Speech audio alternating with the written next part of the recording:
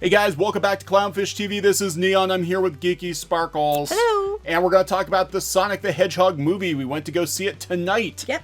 So we're fresh out of Sonic, and we have opinions on the movie. We're going to talk about that. We'll do a general overview on thoughts, and then we'll do more spoiler-filled Yeah, I was going to ask you. Okay, so we're going to start out with anybody can watch, and then we'll go to spoiler territory at the end. But we'll let you know. Yeah, we'll let you know before we spoil it for you. So before we get into the video, please subscribe for more pop culture news, views, and rants. We're closing in on 100,000. Woo, we're so close, guys. Come on. Very, very close. Under 10,000. Thank you for the support. So, Sonic the Hedgehog, we saw it tonight. We went to a 5 o'clock showing. We did. Which is weird because they keep saying, hey, the movie, comes out on a Friday, and then they had midnight showings, then they had 7 o'clock showings, now they've got 5 o'clock showings. Yeah, that's how the movie numbers are getting so much better and better and better every time. They just keep, like Going pushing earlier. it back. Yeah. Eventually, it'll be, like, noon.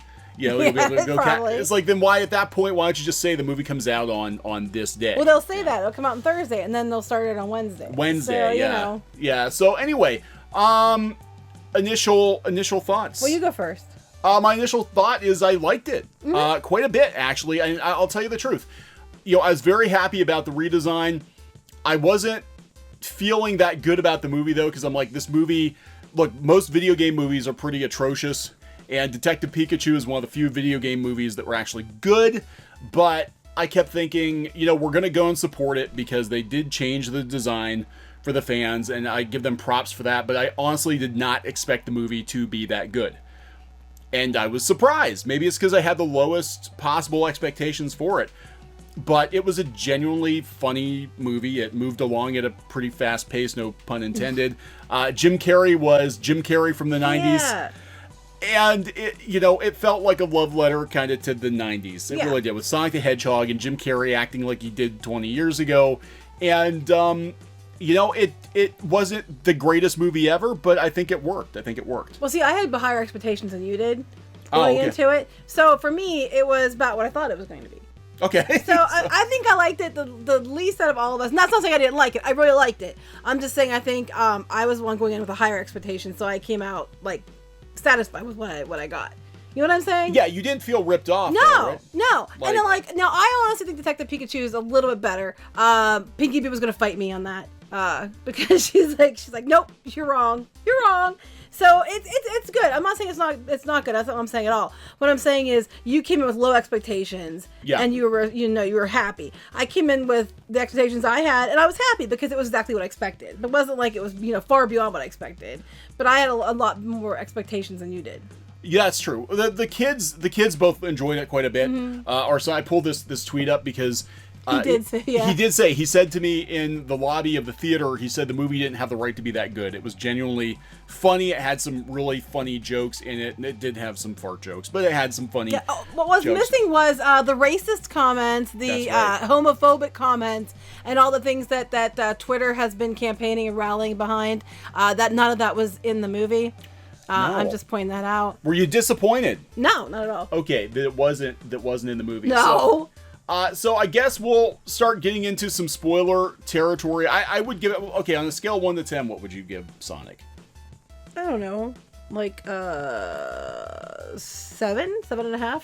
I would say a 7 or an 8. Yeah, I think I'm in about the same place. I mean, look, is this the greatest movie ever made? No, it's not. It's definitely a family movie. It skews younger. It's definitely family. The kids that were in the theater, and there were quite a few kids in the theater. It was pretty busy for 5 o'clock on a Thursday. Yeah, there were a lot of kids, a lot of little kids that are probably too young to even know who Sonic the Hedgehog is. Oh no, that one kid on the side of me, he was probably like 5. He knew dang well who Sonic the Hedgehog was. And he was so excited when the ring started coming out. He's like, it's Sonic. Oh, he knew. Yeah. Well, I wonder if Dad, because a lot of the parents there probably were 90s kids based on the age of the kids. And I'm guessing, because I heard a couple of people being, making some comments like, well, this is the whatever from the whatever game. I don't want to spoil things, but they were explaining. Well, they did have Easter eggs, a lot of Easter eggs. There were a lot of Easter eggs. And so I think we're going to kind of go into spoiler territory, and then we'll talk about Rotten Tomatoes, and we'll talk about, the box office projections for this weekend. It probably will do better than Birds of Prey. there were actually quite a few seats taken at the 5 o'clock showing at this small movie theater. It's small. Yeah, it's a very small theater that we went to this time. And, it was pretty busy. Yeah, and it actually has fewer seats than it used to have because they have redone the theater and put the nice big seats recline in. Yeah. But to do that, it took out like several rows of seats. So it has probably about a third less seats than it used to have. And, it was busy. But they're comfortable, and you've got legroom. Yeah, it's true. So is it better than Birds of Prey? I can't tell you. I didn't see Birds of Prey, but for whatever reason, Twitter seems to think that we have to pit the two against each other. Yeah. All right, so let's get into some spoiler territory here. You've been warned if you haven't seen the movie yet or don't care, whatever. We're going to talk spoilers. So there are a lot of callbacks to the Sonic the Hedgehog games. Yes. And I got to tell you, now, I'm a huge Sega nerd. I actually think I was a bigger Sega fan as a kid than I was a Nintendo fan. Mm-hmm. I have a lot of fond memories of Sega. I have fond memories of going to Sega. And yes, you've been to Sega. I've been to Sega in San Francisco, which is interesting because a lot of the movie takes place in San Francisco. Well, not a lot of it, but the plot point of the movie takes place in San Francisco, which I think is a nod to Sega's American headquarters being in San Francisco. I believe Sonic 2 was developed there. They actually brought some Japanese staffers over and worked on it there.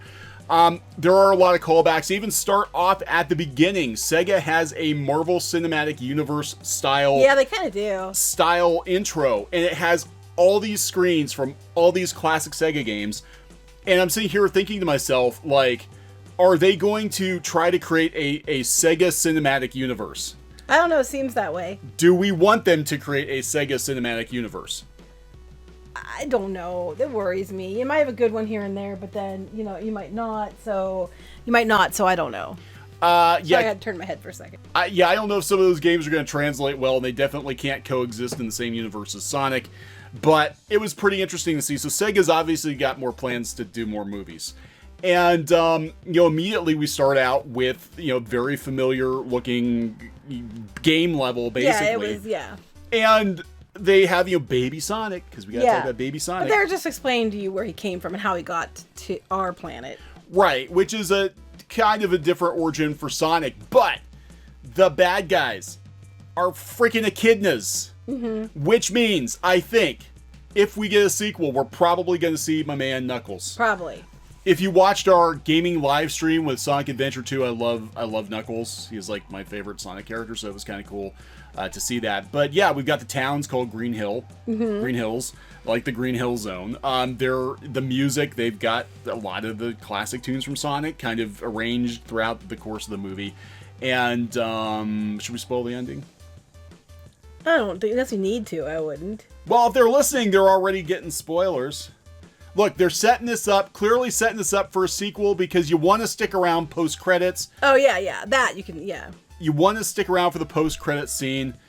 Count down the spoiler. 5, 4, 3, 2, 1. Freaking Tails shows up. Yeah, after the movie's over and the post-credit scene. So, yeah, they're clearly setting up they could have a sequel. Depends how it does, of course. Yeah, so this movie needs to do better because they've got it to the point now where it does feel almost like a prequel to what they have planned for Sonic because Robotnik, Jim Carrey, doesn't become actual video game Eggman until the very end of the movie. Right, and it was funny because he was calling him Eggman by the end. Yeah. But one thing that's cool is it's really good thing they changed the design. Besides for the fans, because this design is so much more expressive than the other one was. I can't see them getting the range of emotion with the other design that they're getting with back to the original Sonic. Yeah, that's one thing our kids said too. They're like, I can't imagine a lot of those scenes, especially the funnier scenes, playing as well with that god-awful face. Oh, and speaking of god-awful Sonics. Oh, yeah. Here's another Easter egg that I did not expect. I looked at Squid King and he looked at me when it happened. Freaking Sonic the Hedgehog makes an unexpected cameo in this movie. Yes. That sounds lame, but it's not done in a lame way. The way it's done is hilarious, but we almost got Sonic the Hedgehog as the lead in this movie, and that would not have worked. Wait, oh, you mean with that awful... The god-awful, yeah. So, I mean, big props to them. I don't know if they tweaked the movie beyond the designs, but it would not have worked. No, with that I don't think so. Beyond the whole idea that, they did it because of the fans, it just wasn't going to work. And then people are arguing, oh, no, it was one big setup. They just set up for promotion. I don't think so, and here's why. They have toys coming out to the stores with that original design. Mm-hmm. If it was their intent to do this and make it look like they were doing it for the fans, they would have toys done in the current design. They wouldn't have those god-awful things coming to the stores. Yeah, and even the sign for the theater, right above the marquee actually still has the old Sonic the Hedgehog design on it. So they made this stuff. They made all the merchandise and all the tie-in stuff with the god-awful Right. They Sonic wouldn't have design. done that if it was a plan to change it for just for publicity stunt. Everything would be done in the new style. They wouldn't have crap in the old style. They wouldn't. Yeah, so, I think it was pretty good. Jim Carrey was Jim Carrey. Yeah, that's the thing. Jim Carrey, everybody's like, oh, Jim Carrey saved the movie. For me, I think sometimes he was... Too much? Too much, because it's Jim Carrey. And if you've seen any Jim Carrey movies, then you know that Jim Carrey can be too much. But this is Jim Carrey as...